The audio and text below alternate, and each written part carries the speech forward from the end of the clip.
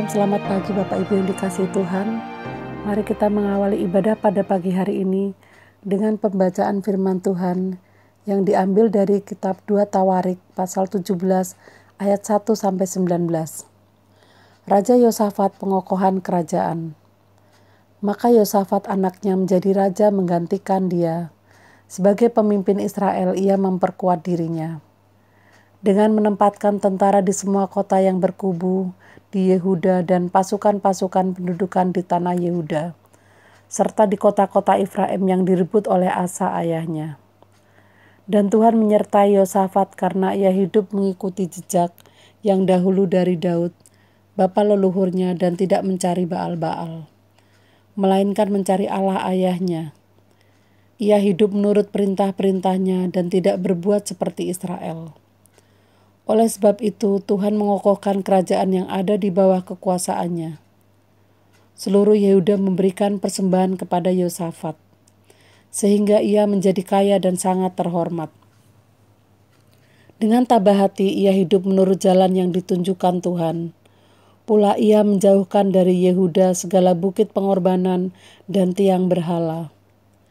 Pada tahun ketiga pemerintahnya, ia mengutus beberapa pembesarnya, yakni Ben-Hail, Obaza, Zakaria, Netanael, dan Mika, untuk mengajar di kota-kota Yehuda. Bersama-sama mereka turut juga beberapa orang Lewi, yakni Semaya, Netanya, Zebaza, Asael, Samiramot, Yonatan, Adonia, Tobia, dan Tob Adonia, disertai imam-imam Elisama dan Yoram. Mereka memberikan pelajaran di Yehuda dengan membawa kitab Taurat Tuhan. Mereka mengelilingi semua kota di Yehuda sambil mengajar rakyat. Ketakutan yang dari Tuhan menimpa semua kerajaan di negeri-negeri sekeliling Yehuda, sehingga mereka tidak berani berperang melawan Yosafat. Dari antara orang-orang Filistin, ada yang membawa kepada Yosafat persembahan dan perak sebagai upeti. Juga orang-orang Arab membawa kepadanya kambing domba jantan 7.700 ekor, dan kambing jantan 7.700 ekor. Yosafat makin lama makin kuat, menjadi luar biasa kuat. Di Yehuda ia membangun benteng-benteng dan kota-kota perbekalan. Banyak perbekalannya di kota-kota Yehuda. Orang-orang perangnya ada di Yerusalem. Semuanya pahlawan yang gagah perkasa. Inilah daftar kesatuan mereka menurut puak-puak mereka. Panglima-panglima dari Yehuda ialah Panglima Adna dengan 300.000 pahlawan yang gagah perkasa. Di samping dia Pangliman Yohanan dengan 280.000 orang. Dan di samping dia Arnesia bin Zikri yang dengan sukarela telah menyerahkan dirinya kepada Tuhan dengan 200.000 pahlawan yang gagah perkasa.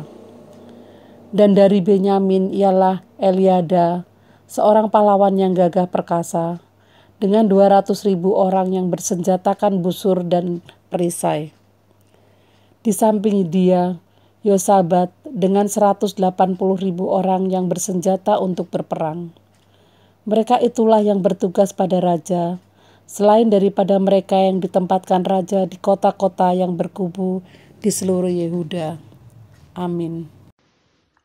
Sebelum ibadah kita mulai pada pagi hari ini, mari kita sama-sama satukan hati kita, pikiran kita, untuk kita sama-sama memohon, kita berdoa hanya kepada Tuhan. Selamat pagi Tuhan Yesus, glory, haleluya. Kami mengucap syukur untuk segala kebaikan-Mu Tuhan. Dan kami juga mengucap syukur untuk satu hari ini yang Tuhan sudah berikan pada kami. Terima kasih Tuhan, kasih-Mu dan anugerah-Mu melimpah atas kami.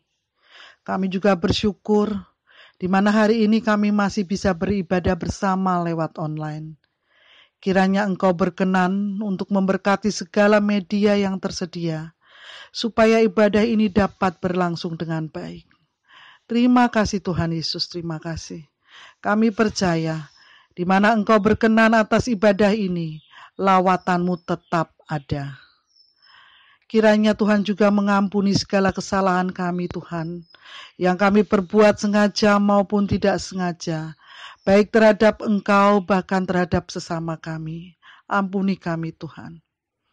Dan setiap jemaat UCC yang mendengar, dan dimanapun mereka berada, bisa merasakan damai sejahtera, sukacita, pemulihan, bahkan kesembuhan yang berasal dari-Mu Tuhan. Dan di dalam nama Tuhan Yesus, kami sudah berdoa dan mengucap syukur. Terpujilah nama-Mu Tuhan, hari ini kekal sampai selama-lamanya. Yang percaya sama-sama kita katakan, amin. Sebagai rasa ucapan syukur kita, saya mengundang jemaat UCC yang tahu lagunya, kita nyanyi bareng-bareng ya.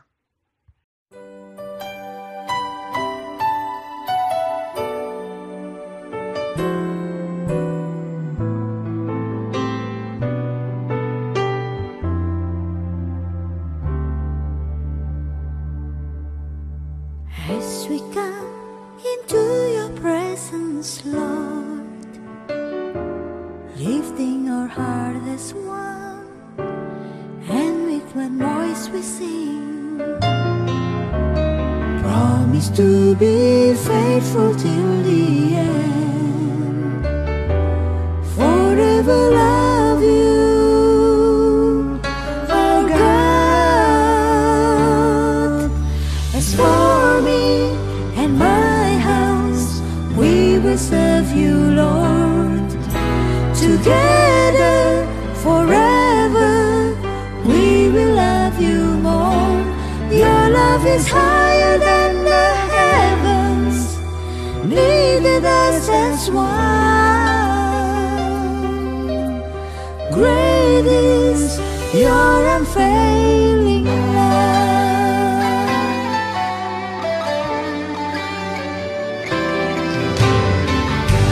Datang di hadirat-Mu dalam satu kasih dengan bersehati, Berjanji setia sampai akhir, mengasihi-Mu, Yesus.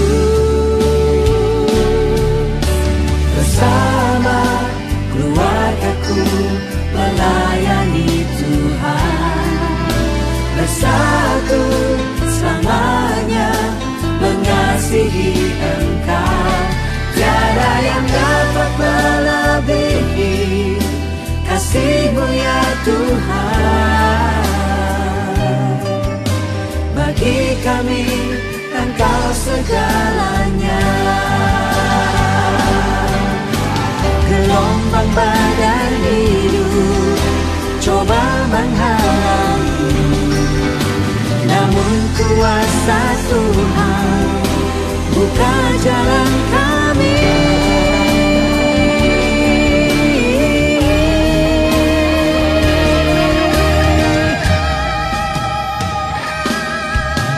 As for me and my house, we will serve you, Lord. Together, forever, we will love you more. Your love is higher than the heavens, needed us as one. Great is your unfailing love. Bersama keluargaku melayani Tuhan, bersatu selamanya mengasihi Engkau. Tiada yang dapat melebihi kasih-Mu ya Tuhan. Bagi kami Engkau segalanya. Bagi kami Engkau segalanya.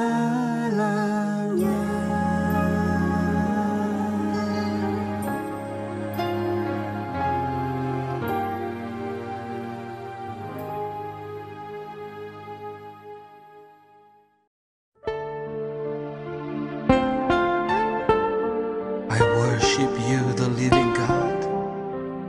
You are the great I am. Oh, there is none like you, my God. I worship you, the El Shaddai.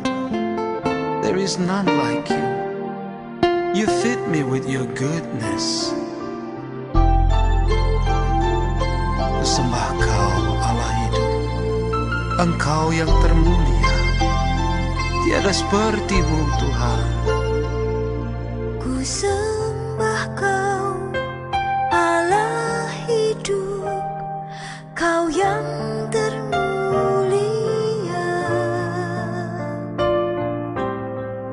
Tiada seperti-Mu, Tuhan.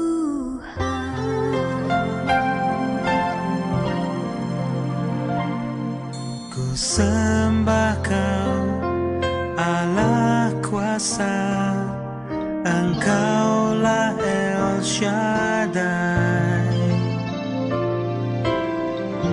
Tiada seperti-Mu, tiada seperti-Mu, tiada seperti-Mu,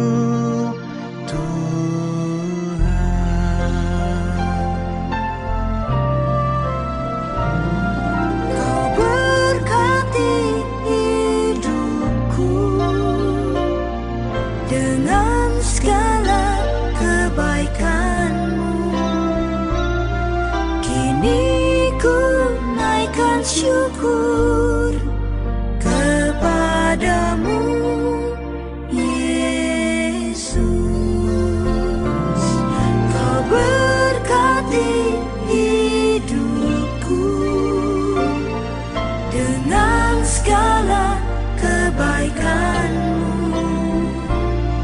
Kini ku naikkan syukur kepadamu, Yesus.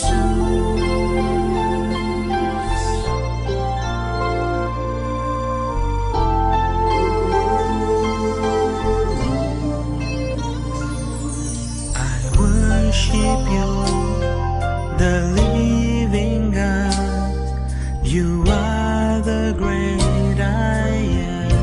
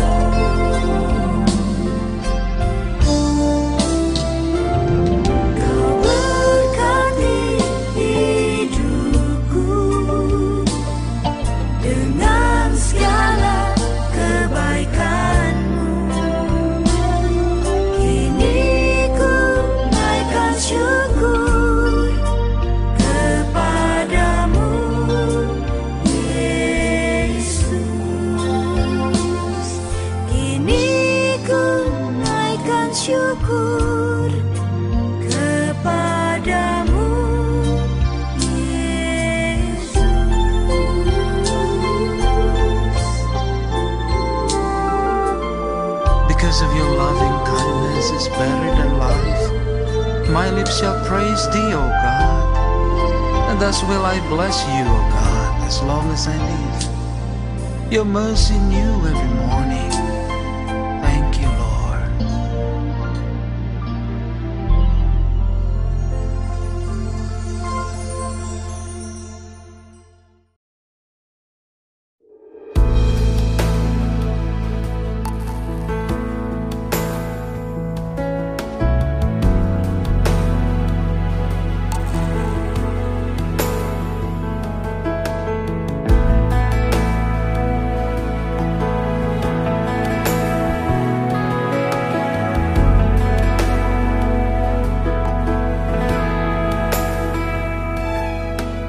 Kemanakah aku dapat pergi, menjauhi rohmu yang suci, kau sahabat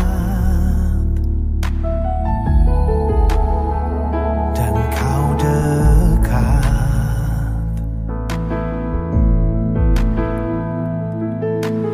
Bahkan seluruh pengabdianku tak bisa membalas kesetiaanmu, sungguh mulia.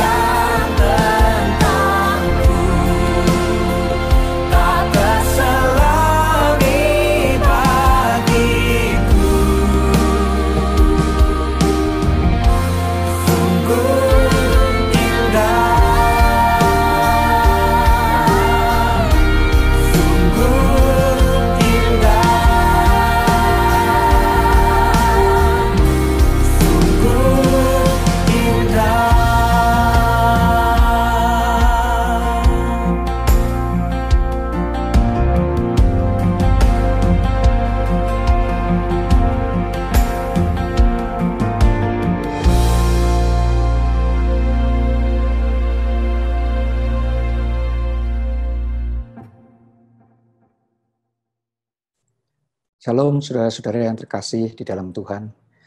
Pagi hari ini kita akan merenungkan kebenaran firman, tetapi sebelumnya mari kita sama-sama berdoa. Bapa di dalam surga, puji syukur untuk segala kebaikan dan kemurahan-Mu. Hingga pagi hari ini Tuhan, kami boleh kembali beribadah bersama-sama dengan saudara-saudara kami. Kami boleh untuk mendengar dan merenungkan kebenaran firman-Mu. Terima kasih untuk segala kebaikan dan kemurahan-Mu. Terima kasih untuk rezeki dan kesehatan yang Kau limpahkan pada setiap kami. Kami memohon ampun untuk setiap dosa dan kesalahan yang kami perbuat, Tuhan. Sehingga layakkanlah kami pada pagi hari ini datang ke hadirat-Mu. Kami percaya pengampunan itu selalu ada bagi setiap kami. Terima kasih Bapa untuk segala kemurahan dan kebaikan-Mu. Berkati setiap kami, tutup bungkus dalam kuasa darah Tuhan Yesus yang kudus. Urapi setiap kami Tuhan. Sehingga setiap kebenaran firman yang kami dengar, boleh kami mengerti, boleh kami tahu, sehingga kami boleh merenungkan dan melakukannya di kemudian hari. Roh Kudus, bajak tanah hati kami, untuk siap ditaburi kebenaran firman-Mu, dan terutama tolong hamba-Mu Tuhan.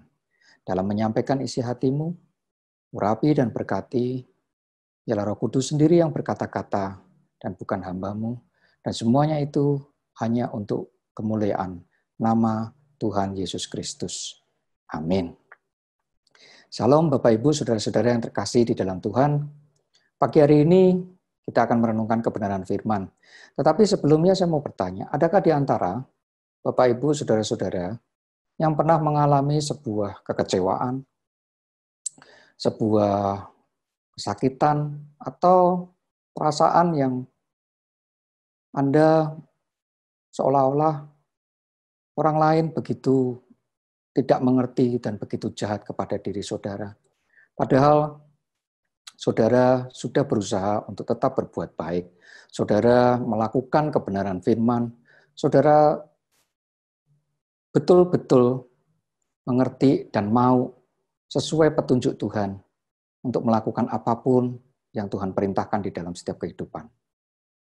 Kalau saudara pernah mengalami hal tersebut, maka saudara nggak sendirian. Hari ini kita akan mendengar renungan kebenaran firman yang ditulis oleh Nabi Yeremia. Perasaan yang mungkin saudara pernah alami. Firman Tuhan diambil dari Yeremia pasal 20 ayat 7-12. Yeremia pasal 20 ayat 7-12. Demikian firman Tuhan. Engkau telah membujuk aku ya Tuhan, dan aku telah membiarkan diriku dibujuk. Engkau terlalu kuat bagiku, dan engkau menundukkan aku. Aku telah menjadi tertawaan sepanjang hari. Semuanya mereka mengolok-olokkan aku. Sebab setiap kali aku berbicara, terpaksa aku berteriak, terpaksa berseru, kelaliman, aniaya. Sebab firman Tuhan telah menjadi celah dan cemooh bagiku sepanjang hari. Tetapi apabila aku berpikir, aku tidak mau mengingat dia, dan tidak mau mengucapkan firman lagi demi namanya, maka dalam hatiku ada sesuatu yang seperti api yang menyala-nyala, terkurung dalam tulang-tulangku. Aku berlelah-lelah untuk menahannya, tetapi aku tidak sanggup. Aku telah mendengar bisikan banyak orang. Kegentaran datang dari segala jurusan. Adukanlah dia, kita mau mengadukan dia. Sebab seorang sahabat karibku mengintai, apakah aku tersandung jatuh. Barangkali ia membiarkan dirinya dibujuk, sehingga kita dapat mengalahkan dia dan dapat melakukan pembalasan kita terhadap dia. Tetapi Tuhan menyertai aku seperti pahlawan yang gagah. Sebab itu orang-orang yang mengejar aku akan tersandung jatuh, dan mereka tidak dapat berbuat apa-apa. Mereka akan menjadi malu sekali, sebab mereka tidak berhasil. Suatu noda yang selama-lamanya tidak terlupakan. Ya Tuhan semesta alam, yang menguji orang benar, yang melihat batin dan hati, biarlah aku melihat pembalasan-Mu terhadap mereka, sebab kepadamu-lah kuserahkan perkaraku. Saudara, seringkali di dalam kita mewartakan kebenaran firman, Kita dihadapkan pada penolakan-penolakan, dan bahkan pada waktu kita sudah ingin berbuat baik, memberikan nasihat kepada seseorang agar mereka berbalik dari jalannya yang salah, supaya mereka boleh diberkati Tuhan, supaya mereka boleh merasakan kelimpahan, supaya mereka boleh merasakan sebuah breakthrough, terobosan di dalam kehidupan mereka. Tetapi setiap kali bantuan, dan bukan hanya nasihat, seringkali juga bantuan dilakukan oleh saudara. Tetapi kemudian respon yang saudara terima justru mereka mengolok-ngolok. Mereka justru mencari kelemahanmu, mencari kesalahanmu, dan bahkan di belakang dan di kemudian hari mereka berusaha untuk menjatuhkan engkau. Nabi Yeremia mengalami hal yang sama. Bahkan dia sempat untuk berpikir meninggalkan Tuhan dan tidak mau lagi untuk berbicara bagi nama Tuhan. Untuk itu, renungan pada pagi hari ini diberi judul berkomitmen untuk hidup di dalam Kristus. Saudara tidak mudah untuk memiliki komitmen hidup di dalam Kristus, apalagi berkomitmen di dalam panggilannya untuk menjadi saksinya. Kalau boleh kita melihat latar belakang dari Nabi Yeremia. Nabi Yeremia adalah seorang keturunan dari seorang keturunan dari Imam Lewi yang ada di Israel. Sehingga panggilan untuk dia adalah meneruskan jabatan dari orang tuanya, yaitu menjadi imam. Menjadi seorang imam di masa itu tidaklah terlalu berat bagi Yeremia. Dia mengurus bait Allah, dia mengurus kemah, dia mengurus apapun benda-benda yang dikhususkan bagi Tuhan. Dan hidupnya dipelihara oleh 11 suku Israel yang lain melalui persembahan yang diberikan bagi keturunan Lewi. Sehingga Nabi Yeremia merasakan sebuah kehidupan yang aman dan nyaman dalam rencana dia. Dia merasa bahwa nanti saya akan menjadi seperti ini. Nanti saya akan melakukan ini. Tetapi ternyata panggilan Tuhan berkata lain. Yeremia dipanggil untuk menjadi seorang nabi, bukan menjadi seorang imam. Yeremia dipanggil untuk mewartakan kebenaran firman, menegur setiap kesalahan, mempertobatkan orang dari setiap dosa. Dan itu dia jalani dengan senang hati. Tetapi melalui perikop yang kita baca, Nabi Yeremia mendapatkan persekusi, mendapatkan balasan yang tidak setimpal, mendapatkan perlakuan-perlakuan yang tidak baik dari setiap orang yang berusaha untuk ditolongnya. Luar biasa kan, saudara? Sebuah kebaikan yang berusaha untuk diberikan, tetapi pembalasan tidak setimpal dengan apa yang kebaikan yang diberikan. Jangankan kebaikan dibalas dengan kebaikan. Kebaikan tanpa dibalas pun juga tidak ada masalah. Tetapi ini justru sebaliknya. Kebaikan yang diberikan justru dibalas dengan setiap kejahatan. Bahkan ada rencana-rencana busuk yang berusaha menjerumuskan atau berusaha melihat Yeremia gagal sehingga mereka boleh membalas setiap sakit hatinya. Banyak orang tidak siap untuk ditegur. Banyak orang tidak siap untuk dikoreksi. Banyak orang tidak siap untuk dinasehati. Walaupun sebetulnya dalam hatinya tahu itu semua untuk kebaikannya sendiri. Saya pernah mengalami sebuah peristiwa yang sama, di mana itu menjadi refleksi bagi saya di kemudian hari. Dan jujur, mungkin saya berkata sama persis dengan Nabi Yeremia, untuk apa lagi aku memberitakan firman-Mu? Aku tidak mau lagi menjadi penyambung lidahmu untuk menegur setiap kesalahan, untuk menasihati setiap orang. Karena pada waktu saya menasihati seseorang, bukan hanya satu, bahkan ada beberapa. Tidak ada satupun respon yang baik yang ditampilkan dari orang-orang itu. Bahkan beberapa atau sebagian dari mereka berusaha untuk melihat saya jatuh, berusaha untuk melihat bahwa saya tidak layak untuk menjadi hambanya, saya tidak layak untuk memberitakan firman Tuhan. Saya tidak layak untuk menasihati karena kamu sendiri pun tidak sempurna. Karena kamu pun juga banyak salah. Bahkan kamu tidak pantas duduk di dalam sebuah jabatan rohani. Itu benar-benar dikatakan di muka saya dan menjadi sebuah perenungan bagi saya untuk pada waktu itu berhenti, menegur, berhenti untuk menasihati orang.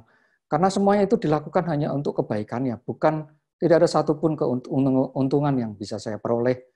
Tidak ada satupun yang saya lihat bisa mendatangkan keuntungan secara saya pribadi atau di dalam gerejanya Tuhan.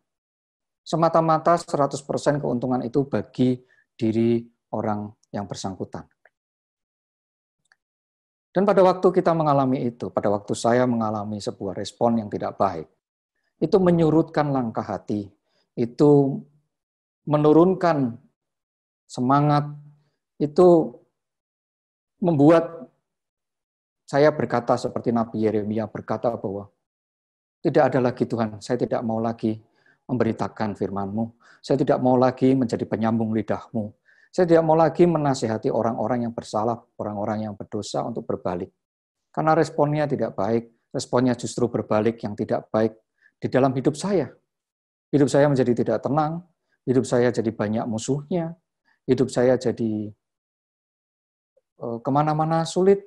Artinya sulit dalam arti bahwa dianggap sebagai orang yang tidak punya belas kasihan, orang yang tidak punya rasa empati terhadap kesusahan orang lain, orang yang tidak mau membantu.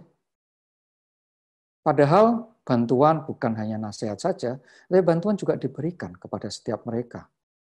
Sesuai dengan apapun yang Tuhan perintahkan di dalam hidup saya. Namun perenungan Nabi Yeremia itu boleh menjadi perenungan saya bahwa dalam satu titik tertentu tetap rasa menyala-nyala untuk memberitakan firman itu akan selalu ada.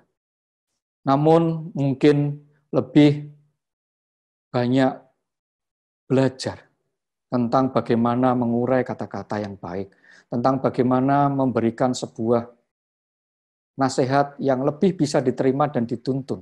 Karena pada akhirnya buahlah yang akan kita lihat.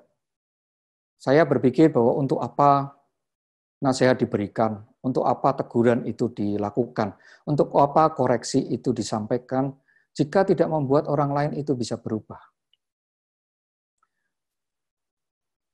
Bukan berarti bahwa saya meninggalkan apa yang Tuhan suruh di dalam kehidupan saya, di dalam panggilannya, tetapi saya lebih meminta kepada Tuhan untuk memberikan hikmat di dalam hidup saya, sehingga saya boleh bertutur kata, sehingga saya boleh menyampaikan segala sesuatu itu tanpa memberikan sebuah dampak yang buruk, tanpa memberikan sebuah efek yang negatif bagi orang yang bersangkutan, melainkan justru memberikan dampak yang positif, sehingga seseorang itu boleh berbalik, sehingga seseorang itu boleh menerima dan melakukan apa yang seharusnya dia lakukan untuk dia lebih diberkati Tuhan.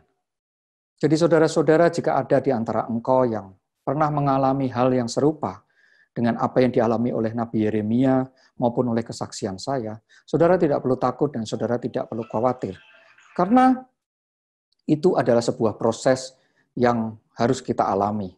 Dengan begitu, kita akan mengerti, dengan begitu kita akan sadar, dengan begitu kita akan lebih belajar lagi, dan tidak mengandalkan diri sendiri, melainkan sepenuhnya bergantung kepada Roh Kudus, bergantung kepada Tuhan.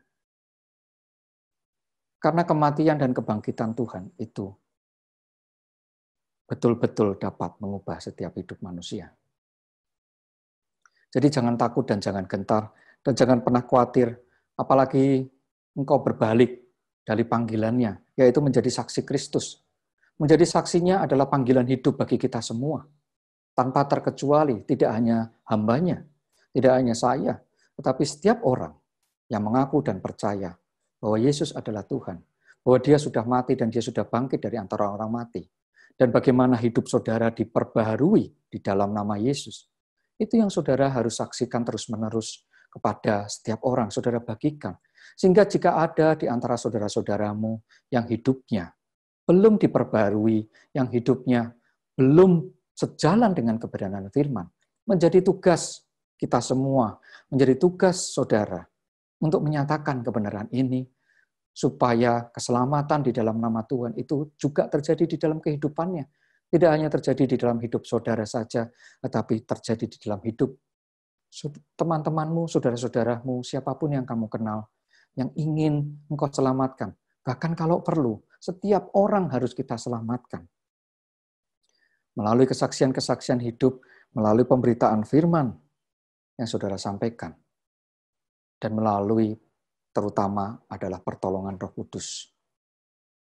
Jadi peristiwa yang saya alami justru mendekatkan hati saya untuk meminta pertolongan Roh Kudus bahwa segala sesuatu itu terjadi hanya karena seturut kehendaknya, dan segala sesuatu boleh terjadi sesuai dengan waktunya. Terkadang kalau kita sudah melakukan apa yang menjadi bagian kita harus menyerahkan itu kepada Tuhan. Karena itu adalah pekerjaannya. Kita hanyalah hambanya yang diminta untuk melakukan dan membantu pekerjaan Tuhan di dalam dunia. Dan biarkan waktu Tuhan yang bekerja nanti. Karena segala sesuatu akan indah sesuai dengan waktu Tuhan. Jadi biarkanlah. Jangan kita merasa frustasi, jangan engkau merasa patah semangat, jangan engkau merasa bahwa tidak ada artinya apapun yang aku lakukan pada hari ini dan yang kemarin. Karena pasanganku tidak bisa berubah. Karena suamiku, karena istriku tetap saja seperti itu. Karena orang tuaku masih juga seperti itu, tidak bisa berubah. Saudara, kalau engkau sudah melakukan bagianmu, maka serahkanlah itu kemudian ke dalam Tuhan. Dan biarkan Tuhan yang bekerja melakukan bagiannya. Dan yang terpenting adalah tunggu waktu Tuhan. Karena waktu Tuhan pasti yang terbaik. Kita akan melanjutkan merenungan kebenaran firman dari Injil Matius pasal 10, ayat 24-33. Injil Matius pasal 10, ayat 24-33. Seorang murid tidak lebih daripada gurunya, atau seorang hamba daripada tuannya. Cukuplah bagi seorang murid jika ia menjadi sama seperti gurunya, dan bagi seorang hamba jika ia menjadi sama seperti tuannya. Jika tuan rumah disebut Beelzebul, apalagi seisi rumahnya. Jadi janganlah kamu takut terhadap mereka, karena tidak ada sesuatu pun yang tertutup, yang tidak akan dibuka, dan tidak ada sesuatu pun yang tersembunyi, yang tidak akan diketahui. Apa yang kukatakan kepadamu dalam gelap, katakanlah itu dalam terang. Dan apa yang dibisikkan ke telingamu, beritakanlah itu dari atas atap rumah. Dan janganlah kamu takut kepada mereka yang dapat membunuh tubuh, tapi yang tidak berkuasa membunuh jiwa. Takutlah terutama kepada Dia yang berkuasa membinasakan, baik jiwa maupun tubuh di dalam neraka. Bukankah burung pipit dijual 2 ekor seduit? Namun seekor pun daripadanya tidak akan jatuh ke bumi di luar kehendak Bapamu. Dan kamu, rambut kepalamu pun terhitung semuanya. Sebab itu janganlah takut. Sebab itu janganlah kamu takut, karena kamu lebih berharga daripada banyak burung pipit. Setiap orang yang mengakui aku di depan manusia, aku juga akan mengakuinya di depan Bapakku yang di surga. Tetapi barang siapa menyangkal aku di depan manusia, aku juga akan menyangkalnya di depan Bapakku yang di surga. Pada akhirnya, Yeremia menyerahkan semuanya di dalam tangan Tuhan. Dan Injil Matius yang kita dengar pada hari ini juga mengatakan hal yang sama. Kalau Yesus di dalam memberitakan firman, Dia selalu ditolak. Memang ada yang menerima, tetapi mayoritas bahkan di akhir hidupnya, semua orang Israel menolak Dia dan menyalibkan Dia. Rasul-rasulnya, murid-muridnya pun berlarian karena ketakutan. Jadi jika ada di antara saudara yang mengalami hal yang serupa di dalam penolakan, bahkan saudara dijelek-jelekan, bahkan saudara juga dihujat, dan mereka semua berusaha untuk menjatuhkan saudara, bahkan melihat kalau saudara sengsara itu mereka bergembira. Saudara jangan khawatir, karena Yesus guru kita yang agung mengalami hal yang sama. Kalau kita mengalami hal yang serupa, berarti kita berjalan di jalan yang benar. Tapi penderitaan itu hanyalah sementara, saudara. Karena kemuliaan sedang menunggu di dalam kehidupanmu. Karena apa yang diberitakan Yesus di dalam gelap, engkau harus memberitakan itu dari atas rumah, di tengah-tengah terang. Apa yang dibisikkan itu harus kau teriakkan. Artinya bahwa masa pelayanan Tuhan di dunia sangat terbatas. Jangkauannya pun sangat terbatas. Tetapi kita, murid-muridnya, memiliki waktu yang jauh lebih lama. Kita murid-muridnya diminta untuk memberitakan dengan lebih luas lagi kepada siapapun yang boleh mendengar kebenaran firman Tuhan. Itu menjadi tanggung jawab kita semua. Dan tidak perlu kita merasa takut, apalagi kita merasa khawatir. Firman Tuhan di dalam Injil Matius jelas mengatakan bahwa burung pipit yang dijual seduit itu, burung pipit yang dijual 2 ekor seduit itu, namun seekor daripadanya tidak akan jatuh ke bumi di luar kehendak Bapamu. Artinya, apapun yang terjadi di dalam kehidupanmu, Allah Bapa di surga itu memproteksi dan melindungi. Manusia boleh mereka-rekakan yang jahat di dalam kehidupanmu. Tetapi Tuhan merencanakan yang terbaik. Mereka bertujuh jalan boleh menyerang engkau. Mereka boleh bersatu menyerang engkau. Maaf. Tetapi bertujuh jalan mereka akan tercerai-berai. Jadi, saudara tidak perlu takut dan khawatir dengan apapun yang terjadi dalam hidupmu. Selama engkau memberitakan kebenaran firman, selama engkau menjadi saksi Kristus, perlindungan Tuhan akan selalu ada. Penyertaan Tuhan akan selalu ada di dalam kehidupanmu. Dan proteksinya yang luar biasa itu akan melindungi engkau dari setiap kecelakaan yang akan terjadi di dalam kehidupanmu. Jangan pernah khawatir dengan setiap manusia. Mereka mungkin hanya bisa mencelakakan tubuhmu, tetapi tidak bisa mengambil jiwamu. Jiwamu aman di dalam Tuhan. Bukankah itu yang lebih terpenting daripada tubuh? Apa artinya menyelamatkan tubuh, tetapi jiwanya tidak terselamatkan? Apa artinya mendapatkan apapun yang ada di dunia ini, tetapi jiwamu diambil daripada Tuhan dan engkau tidak mendapatkan apa-apa? Karena apapun yang kita dapat dan apapun yang kita punya di dalam dunia ini, tidak akan ada artinya pada waktu jiwamu diambil daripada dunia ini. Karena engkau tidak berasal dari dunia ini. Dan hidup di dunia hanyalah sementara. Kita tidak perlu takut dan kita tidak perlu khawatir. Yang terpenting adalah sadari dan percaya bahwa pernyataan Tuhan itu ada dan selalu ada di dalam setiap kehidupanmu. Dan yang terlebih penting adalah jangan sampai kita tidak mengakui Yesus sebagai Tuhan dan Juru Selamat kita. Karena firman-Nya pada pagi hari ini menyatakan dan mengingatkan kita semua, barang siapa yang tidak mengakui Yesus, maka dia pun tidak akan mengakui engkau di hadapan Bapa di surga. Karena Yesus adalah perantara. Karena Yesus adalah Juru Selamat kita semua. Barang siapa yang tidak percaya kepadanya, tidak akan diterima di dalam surga. Saudara, penting apapun yang terjadi dalam hidupmu, jangan pernah engkau mengingkari bahwa Yesus adalah Juru Selamatmu.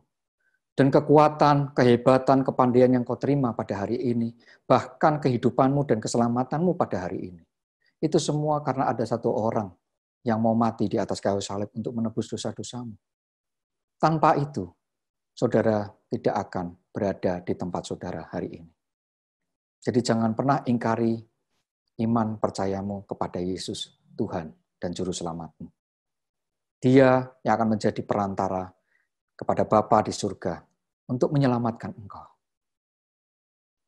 Dan percayalah bahwa setiap orang itu patut mendapatkan kesempatan yang kedua. Setiap orang bahkan patut mendapatkan kesempatan yang ketiga, keempat, ketujuh, ke-70, ke-700, bahkan tidak terhingga. Karena Yesus tidak pernah menolak siapapun yang datang kepada Dia. Mungkin hari ini kita belum bisa memberikan pertobatan belum bisa menghasilkan pertobatan kepada orang yang kita nasihati. Mungkin hari ini engkau tidak melihat buah yang baik dari orang yang engkau tegur atau engkau koreksi. Tapi percayalah, waktu Tuhan itu yang terbaik. Karena ada tertulis di dalam 1 Korintus, bahwa di mana ada dosa yang berlimpah-limpah, di situ kasih karunia bertambah banyak. Saya ulangi. Di mana ada dosa berlimpah-limpah, di situ ada kasih karunia yang terus bertambah banyak dicurahkan di dalam kehidupan. Artinya bahwa Yesus tidak pernah putus asa. Yesus tidak pernah patah semangat untuk berusaha menyelamatkan setiap umat manusia. Kematiannya bukanlah hal yang sia-sia. Kebangkitannya adalah keselamatan bagi setiap umat manusia. Jadi saudara, di saat engkau melihat temanmu, saudaramu itu penuh dengan yang namanya dosa, janganlah engkau hakimi, tetapi doakan dan nasihati dia. Karena di mana ada dosa yang berlimpah-limpah, di situ kasih karunia akan terus dicurahkan. Semakin banyak dosa, semakin banyak kasih karunia Tuhan tercurah di dalam kehidupannya. Supaya apa? Supaya orang itu boleh diselamatkan dan boleh bertobat. Dan pada waktu bertobat, saudara harus tetap menjaga pertobatan itu. Saudara tetap tidak boleh menyalahgunakan kasih karunia itu. Saudara tetap menjaga berjalan di dalam kebenaran firman Tuhan. Keselamatan Tuhan, kematian dan kebangkitannya bukan untuk sesuatu yang diberikan secara sia-sia atau untuk dipermainkan pada setiap orang. Tetapi itu adalah sesuatu yang kudus, sesuatu yang begitu berharga, yang tentunya perlu kita pandang dan kita perlu jaga sebaik-baiknya demi untuk kemuliaan nama Tuhan. Tetap semangat memberitakan kebenaran firman. Tetap menyala-nyala di dalam melayani Tuhan. Tetaplah menjadi saksi Kristus melalui perkataan dan perbuatanmu dimanapun engkau berada, sehingga engkau boleh menjadi berkat bagi sesamamu, dan biarlah nama Tuhan Yesus Kristus itu yang akan dipermuliakan di dalam kehidupanmu dan di dalam kehidupan setiap orang yang engkau temui. Tuhan Yesus memberkati.